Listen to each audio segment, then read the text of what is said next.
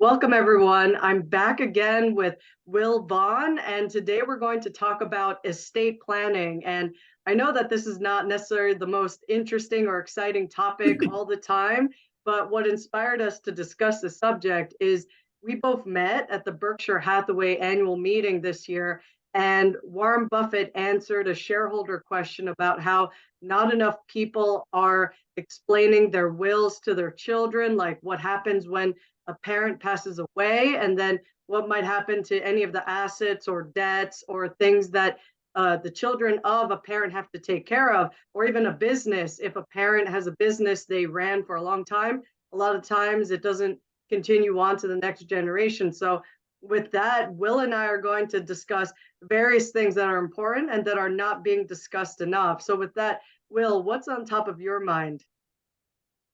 So as you said, the topic of building out your estate plan proactively and making sure you just have an estate plan in general was talked about at the Berkshire meeting. And I think it's a really important topic that doesn't get addressed often enough. But it's so crucial because I see it all the time in my profession. Folks don't like talking about death. It's very uncomfortable.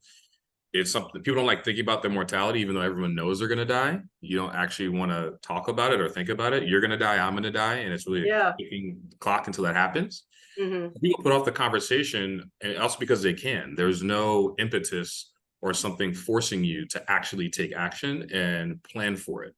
So what we see many times in estate planning and financial planning is folks do not think about their estate plan proactively, and people die without wills.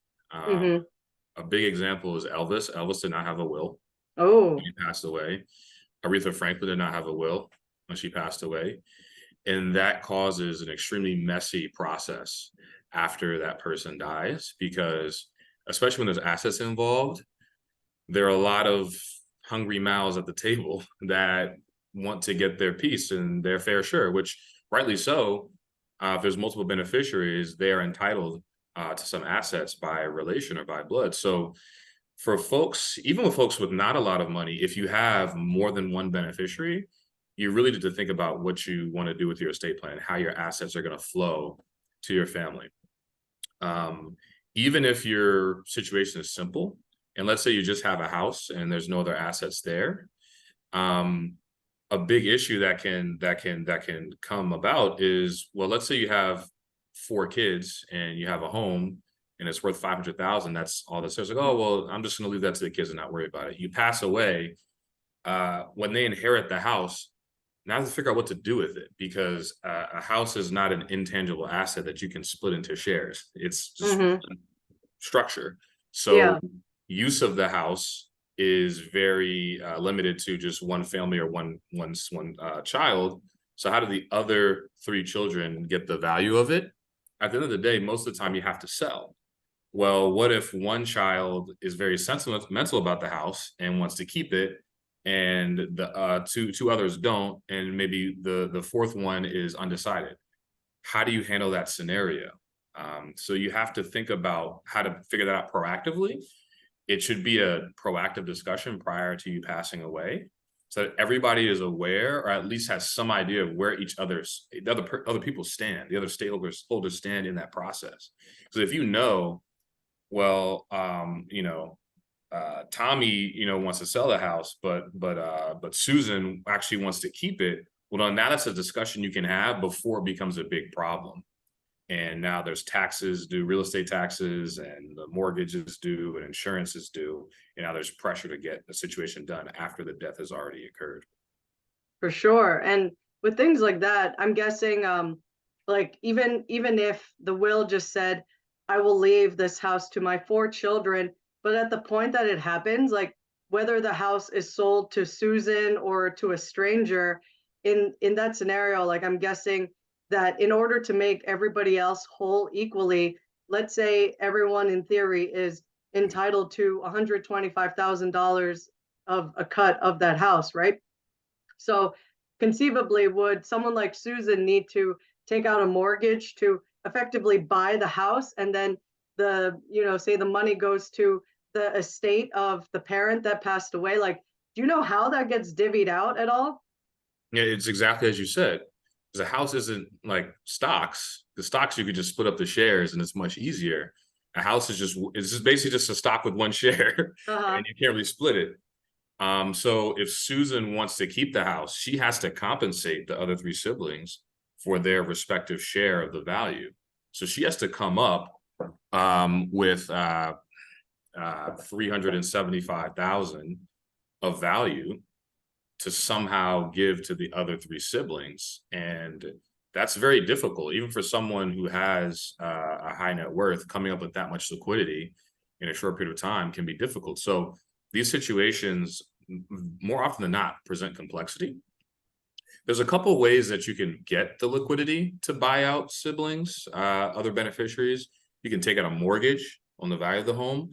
But the thing is, you have to have agreement from the other parties to even be able to do that, right? Mhm. So even before you could use a mortgage to buy out the other siblings have to agree that that's something they want you to do. Right.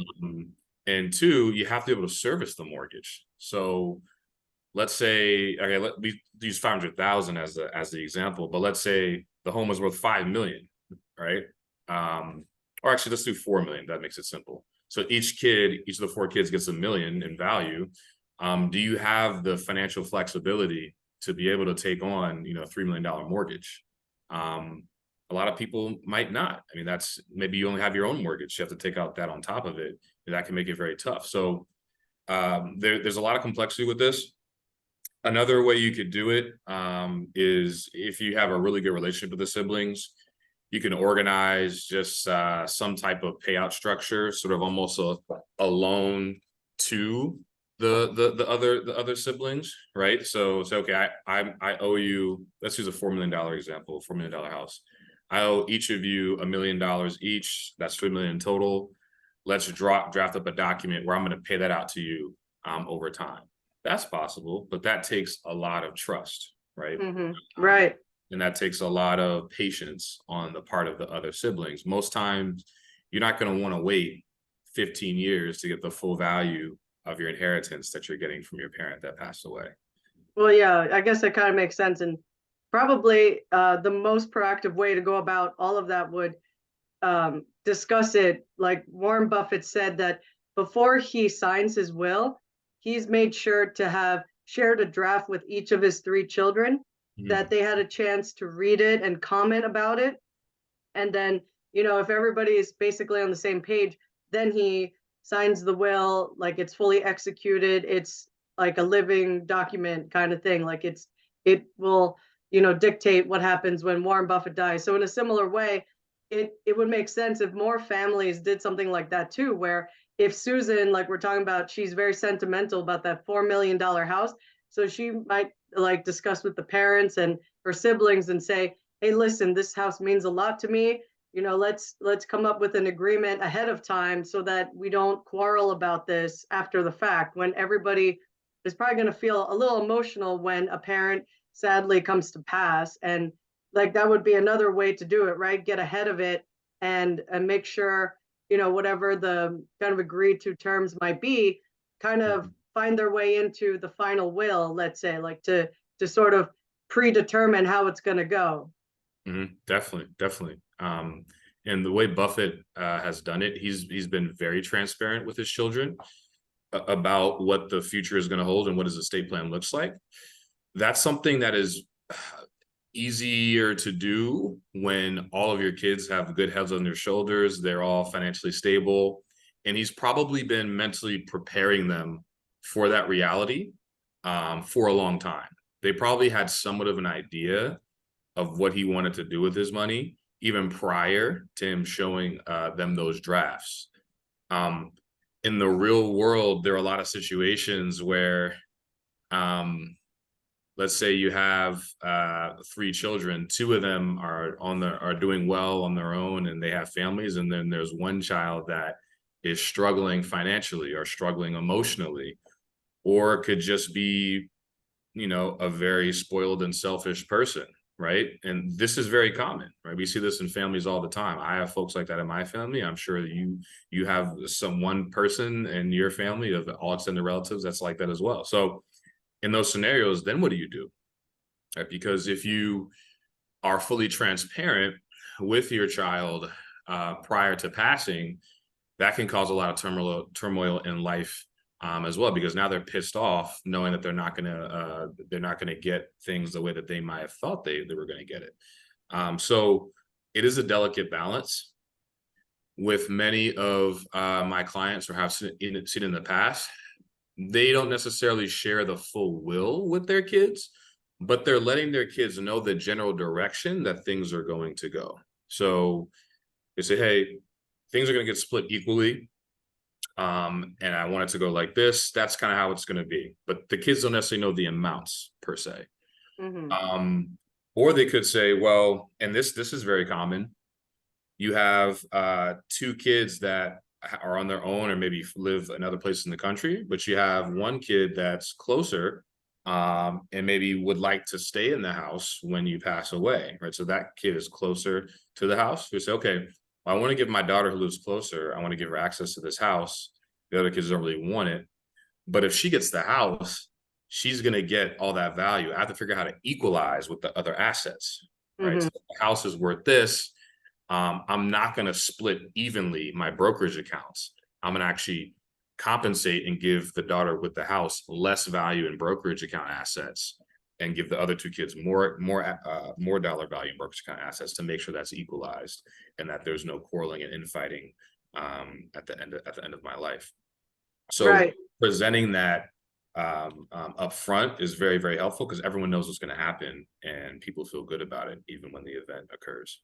Right. And also, I mean, do you think it would be better if some of the clients you mentioned, like if they actually gave a real copy of their will and not just say, here's a gist, like in general, I want to be cremated and not buried, like kind of like instead of just like high level, things, like maybe specifics, like it will be at this cemetery, you don't need to buy me a casket, like, specific. I mean, I'm talking about like a certain subject, but I mean, discussing all kinds of wishes that family members could possibly have, about what would they envision happening. So it kind of makes me wonder, what do you think is a better way to go?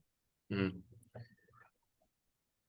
I'd actually recommend that people have an estate planning booklet that has your will. And the will's not the only document you really need. It'd be will, powers of attorneys, healthcare directives, healthcare proxies, all of those planning documents in one folder together, and it could be a binder. And then also an instruction sheet. So it just talks about, okay, these are all the documents in this estate planning binder. This is where all these documents live. So this is the name of the attorney. If you want to pass away, talk to this person. I have a safety deposit box here at these banks, and this is and this is how to access it. I have a storage locker here, but so it has all laid out, all the documents, and then where everything is, so they can easily find it when you do pass away. The executive of your estate can locate it. Because another big problem is there are accounts that people don't know about, right? So even, and we're younger, we might have accounts like, oh wow, I forgot I had that, oh, my PayPal account has money in it, or I opened that brokerage account at eToro or Robinhood, and it has a few thousand, I forgot, right? That happens. That even compounds and gets worse and worse as you get older. So making sure that you have all of those accounted for, and people know that there are places to look. So when you do pass away, the executor can call that firm and say, hey, I'm the executor for this person's estate. Let me get access to these accounts. So even in excess of showing them the document, having everything all in one place and giving an instruction manual is helpful as well. That's a great way. I think the more transparency, the better. If you have a good relationship with your kids, it's just sometimes there are situations where it can be tricky if there aren't as great relationships with every single child as one would like. Hmm. Yeah, for sure. I can imagine it.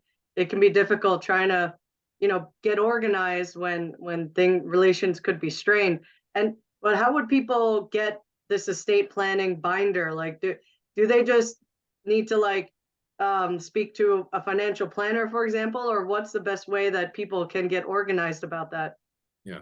Speak to a financial planner, but even more important than that, speak to an estate planning attorney. So Oh, all these documents will be drafted by a lawyer.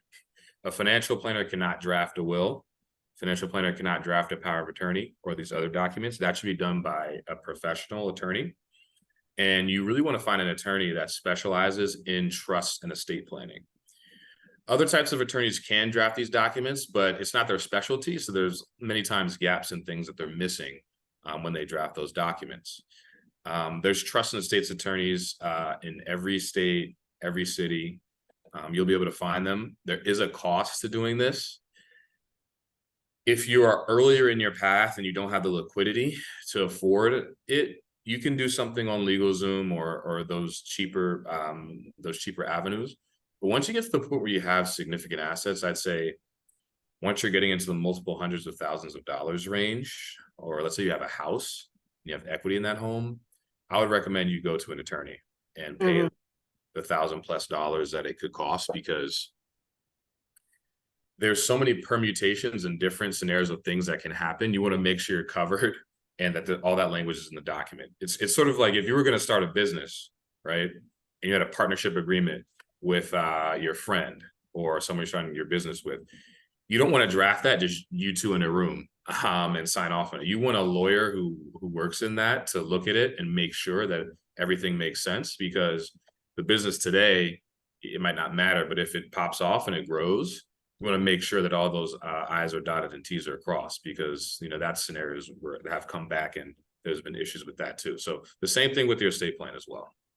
Yeah, for sure. So, like, kind of, if people are kind of earlier in their path and don't maybe have the resources to be able to afford, professional attorney in this specific subject, I know you mentioned like LegalZoom. So, I heard that you could kind of make a will without requiring professionals per se.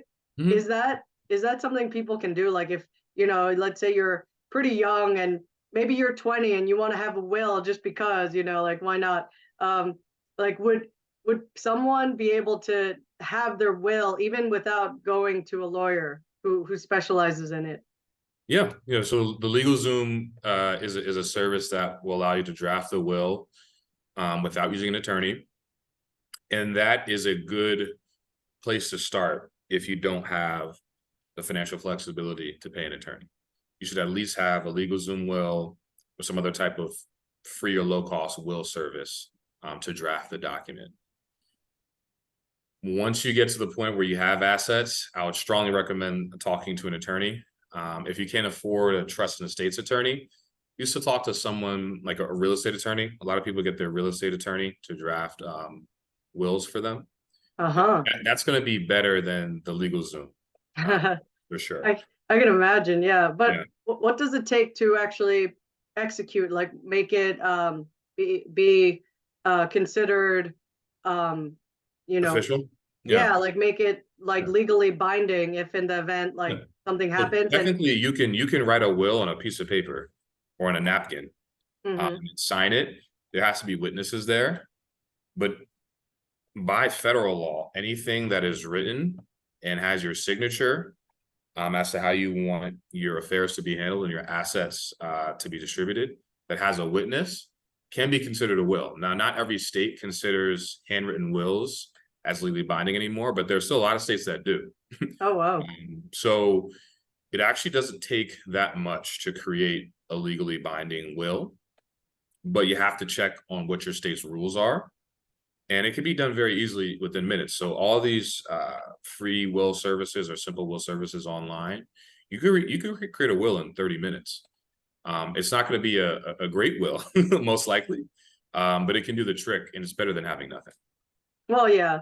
And I mean, given that this subject could be pretty overwhelming to imagine, a lot of us, don't even think about tomorrow, right? Like, it's hard for some people to even think about 50 years from now what's going to happen. So kind of like to think about like a subject so far away, it can be hard to, want to get around to it because we're like, oh, I'll be fine. Like, I'm gonna enjoy my life for now and worry about that when I'm old. But it goes to show that we shouldn't just wait until we're old to deal with a Mhm. subject like that, or maybe a lot of people only start thinking about that when they start having children, and maybe Yeah. that's they should even think about that before they have children, like to really think carefully through what they would like their life to be. And it's kind of like what I think Warren Buffett or Charlie Munger have said, that they try to write their obituary of what they wanted their life to be kind of like ahead of time, so that you might achieve things in a certain way if you write your obituary ahead of time, as morbid as that may sound. But it's sort of like the reverse of kind of like a vision board, like kind of you want to plan out some aspects of your life, even if it's a little uncomfortable. But like you said, if you can engage some of the proper resources, they can help people. And I know you were mentioning like an estate and trust lawyer. What about like when you mentioned a trust to me before? We talked offline once about like how people could possibly use a trust. Do you mind telling us a little bit about what that means? Yeah, yeah. So there's multiple, and this is very complicated. So I don't want to I don't want to go too deep into it because it would confuse probably you and listeners. Um, but if you have, there's two types of trust. There's revocable trust, and then there's irrevocable trust. A revocable trust is a trust that is pretty easy to set up, and it can be changed or liquidated, or money can be moved in and out of it at any time. So it's essentially just creating a trust structure where it's essentially the same as owning assets in your own name. You just change the title of it. So I could create the William Vaughan Revocable Trust. I can put my brokerage accounts in the name of the William Vaughan Revocable Trust. From a tax perspective, from an estate perspective, it's the same as having it in my name. The only difference is, as soon as I die, that revocable trust becomes irrevocable. And whatever I listed in the terms of my revocable trust, that's what will happen to the assets when I pass away. So people use that as an estate planning tool, as a catch-all. And so I'm just going to title everything that I own in the name of my revocable trust. So when I pass away, it just goes by that. And I don't even have to worry about a will. So that's something. Then there's irrevocable trusts that are used for a myriad of tax planning and estate planning reasons. Many times to save money on income taxes or estate taxes, but also other times to protect beneficiaries, either from themselves or from bad actors. So irrevocable trusts can be used to have a structure where the assets that are passed on to someone that you love, they don't just get that money in their pocket. They can do whatever they want with it. The trust is a protective structure where you have a trustee that decides when those assets get distributed for the benefit of your loved one, instead of them making the decision on their own. There's benefits and disadvantages to that. You always want to have a trust structure for your beneficiaries that are minors, because you don't want money to just go in the name of your 5-year-old child, let's say, if you passed away, right? So in the will, you will write up provisions where if I pass away and my child is below the age of 18, or it could be actually whatever age you want, 25, this will go to them in trust, and I name my brother as the trustee of my child's trust. And that's what it protect, that they don't get those assets directly to them. Another reason to use an irrevocable trust is, let's say you're older and your kids are married and you're not a huge fan of your child's spouse, and you want to protect against the scenario where, let's say you pass away and they inherited your assets. If they just inherit those assets directly and then later on they get divorced, the spouse that you don't love or like very much actually can have a claim on those assets and possibly get those 50-50, depending on how those assets were used in the marriage. To protect against that, you can say, well, I want my inheritance to that child to go to them in trust, and that way it's always protected. It's for the benefit of them and their children, but it's technically not for the benefit of the spouse. And Mm-hmm. that's to make sure that those assets cannot be accessed in the case of a divorce or a split.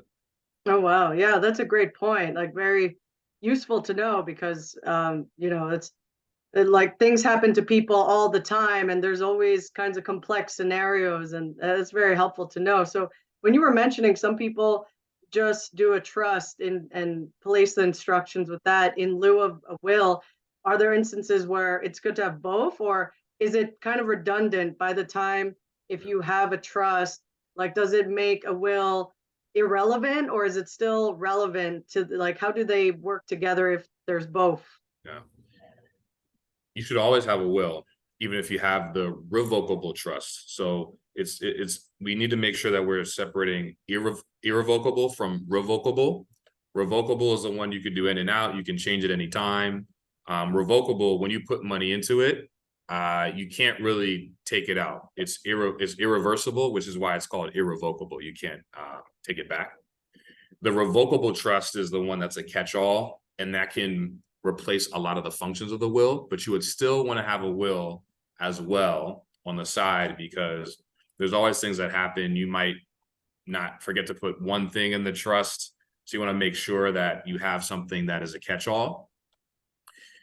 Many times when people use a revocable trust as a catch-all, they will write a will that says, everything that's in my estate goes to my revocable trust, right? So you have the will sort of funneling anything that doesn't get caught back into the revocable trust as well, so that everything goes by that same structure.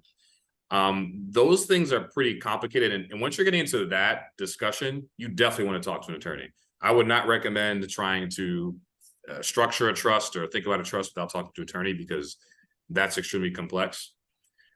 Things you can do that are very simple, just even starting out when you have very low level of assets, you can make beneficiary designations on your accounts. So if you have a Fidelity brokerage account, Charles Schwab, wherever, Robinhood, you can designate a beneficiary so that even without a will, say, okay, if I pass away, all of the assets in this account go directly to my brother. Or you can say, okay, it goes back to my parents, right? It goes back to, folks that I think are going to handle those assets well and eventually distribute it to people that I love also. Beneficiary designations supersede things in a will. So Mm. that's another piece of estate planning that people really don't know and can cause issues. The beneficiary designations on your IRA or your 401k, that supersedes anything you have in your will. So Wow. if you have all of your money in your 401k and you say, you put your wife on that or your husband on that and you get divorced, right? And they're still the beneficiary. If you remarry or, let's say you have, let's say you don't remarry, you have your kids and you want everything to go to them and you have everything going to them in the will.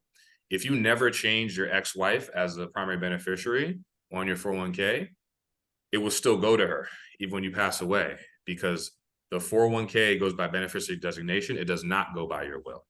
Wow. So that's really helpful to know. So if you wanted to be more careful about that, like I know in a lot of jobs, your 401k will pop up and say, put your beneficiaries, you get reminders, but that's really helpful to bear in mind, especially when there's life situations that change, right? Or, maybe people signed up to a 401k before they were married or had children. So they put their parents or siblings on it, but then Yeah. once they have their own family, they might want to change that too to reflect new people who they would rather have as beneficiaries. And I guess if you don't want to designate beneficiaries, you could do that too if you just want to, outline things in a will, right? Like no one is forcing you to put a beneficiary in your 401k, let's say, right?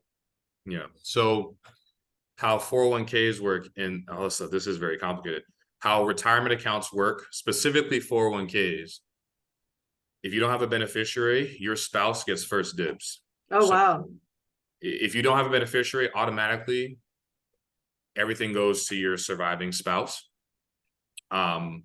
So that is a way they wanted to protect people and make sure that if they didn't have beneficiaries, which a lot of people forget to put that on, the surviving spouse isn't getting cut out and now destitute because the person who passed away forgot to put a beneficiary on it. Right. Most of the time, surviving spouse you want to get the 401k, but in the scenario of let's say you're in a second marriage, that might not be what you want. If you don't put a beneficiary on your 401k, it doesn't matter that you said, okay, during my lifetime, I want to support my spouse, but at death, I want all the assets to go to my kids from the previous marriage. It doesn't matter that's your wish. The 401k is going to your surviving spouse. So Um, you would have to, if you didn't want that to happen, you know, let's say even if that person is a great person and everything, but you'd rather it go to your children, you would need to remember to designate, like put their actual names of your kids so that it doesn't just go to that surviving spouse per se, if that's not what you wanted. yes, Okay, exactly. good to know. Wow. Well, this has been super enlightening. And Will, is there any last thing that if anyone should know this one absolute fact that you're going to share with us, what is one thing that you want to leave the audience with that they better, remember this for forever? Just because it happens after you die doesn't mean it's not your problem. And I think a lot of people think about it that way. But if you have loved ones and you care about what happens to them and the relationship between them, what happens after you die is something that you care about. Because I've seen poor estate planning destroy families, and I've seen it on so many occasions. So it's something that you should prioritize. It's actually one of the most important things to prioritize, even though there's nothing forcing you to do it. And you can always procrastinate. So I would just say definitely take the time to think about it and update those thoughts and those plans at least once every 5 years, because life changes and things change. Right, for sure. And also you don't want to let things just go to chance, right? Because then there's Mm. probate court. It sounds kind of like a difficult time if things had to go to probate court, right? Yeah, that's a whole other layer of complexity. Different states have different levels of complexity. Probate, New Jersey is actually relatively easy. Florida is horrible. New Oh, York is wow. horrible. And so it's all state by state in terms of the process and how hard and easy it is. But you always want to make sure that you're reducing the amount of trouble you have to go through in probate by doing the estate planning. So that's always a benefit. Wow. Well, fantastic. I'm so grateful that you shared all this wisdom about estate planning and like it's in your name, everybody better have a will in their life. So I'm I'm so thankful that you shared all this knowledge with everyone, and I'm sure if anyone stayed to the end, they will be super prepared and know what to do now that they got a bump up from you. So thank you so much, Will, for all of your help to everyone out there, and I hope you have a great rest of your week. Yeah. Thank you for having me. Appreciate it, Michelle. Take care. Take care. Bye. Bye.